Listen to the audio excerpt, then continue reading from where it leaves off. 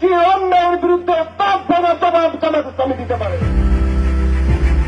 প্রথম দেখায় মনে হতে পারে ওসমানী সাম্রাজ্যের কোনো এক যোদ্ধার আগমন, আত্মগ্রুল গাজী নয়তো ওসমান বে, কিন্তু না, তিনি জামাতে ইসলামীর নেতা শেখ মঞ্জুরুল হক রাহাত।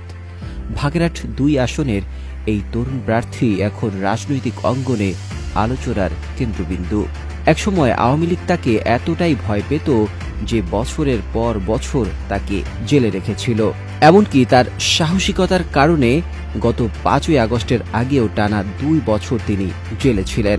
সাবেক এমপি ও শেখ পরিবারের সদস্য শেখ তন্ময়ের অন্যতম আতঙ্কের কারণ ছিলেন রাহাত। তবে একসময় আওয়ামী লীগের ভয়ের কারণ হলেও এখন তিনি হয়ে উঠেছেন বিএনপির মাথা ব্যথার কারণ। নির্যাতন, জুলুম, অত্যাচার সহ্য করে করে করে করে আজকে এই পর্যায়ে এসেছে। বাংলাদেশে জামাত ইসলামীকে নির্যাতন, জুলুম, অত্যাচারের ভয় দেখে কোনো লাভ নেই। ছাত্র রাজনীতি থেকেই মূলত রাহাতের উত্থান। ইসলামী ছাত্র শিবিরের বাগেরহাট জেলা সেক্রেটারি, পরে শ্রমিক কল্যাণ ফেডারেশন সভাপতি, আর এখন জামাতের যুব শাখার নেতৃত্বে তিনি তরুণ ভোটারদের মধ্যে ব্যাপক গ্রহণযোগ্যতা অর্জন করেছেন। বাগেরহাটের মানুষ তাকে বাঘ বলে ডাকে। তার এই উপাধি শুধু জনপ্রিয়তার জন্যই নয়, বরং এটি তার শক্তির প্রতীক। এই বাংলাদেশের নেতৃত্ব আমরা দিতে চাই এবং সঠিকভাবে নেতৃত্ব দেওয়ার জন্য যা যা করা দরকার তাই আমরা করব।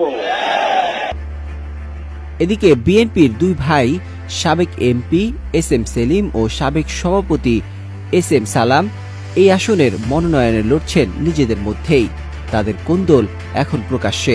মনোনয়নকে কেন্দ্র করে সংঘর্ষ, এমনকি ১৪৪ ধারা জারি পর্যন্ত হয়েছে। রাজনৈতিক বিশ্লেষকরা বলছেন বিএনপির এই অভ্যন্তরীণ দ্বন্দ্বই রাহাতের জন্য সুবর্ণ সুযোগ। যদি বিএনপির নেতৃত্ব সঠিকভাবে সংকট মেটাতে না পারে, তাহলে রাহাতের বিজয়ের পথ অনেকটাই সহজ হবে। অন্যদিকে রাহাতের ব্যক্তিত্ব ও জনপ্রিয়তা নারী ভোটারদের কাছেও বেশ প্রবল।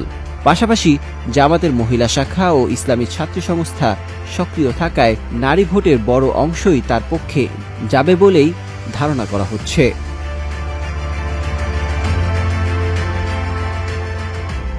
রাহাতের বক্তব্যেও ফুটে ওঠে তার ভিশন, একটি ইনসাফ ভিত্তিক সমাজ যেখানে থাকবে না বৈষম্য, অবিচার বা দুর্নীতি। দীর্ঘ কারাজীবন আর ৩২টি মামলা ও রাজনৈতিক প্রতিকূলতার পরেও তিনি মাঠে ফিরেছেন নব উদ্যমে। সব মিলিয়ে বাগেরহাট ২ আসন এখন এক নতুন প্রতিযোগিতার মঞ্চ। আমরা কারো সঙ্গে সংঘাত চাই না, কারো সঙ্গে বৈরিতা চাই না, কারো সঙ্গে শত্রুতা চাই না। সহ অবস্থান বজায় রেখেই আমরা সাংগঠনিক কার্যক্রম পরিচালনা করতে চাই। একদিকে বিএনপির কোন্দল, অন্যদিকে রাহাতের ক্রমবর্ধমান জনপ্রিয়তা।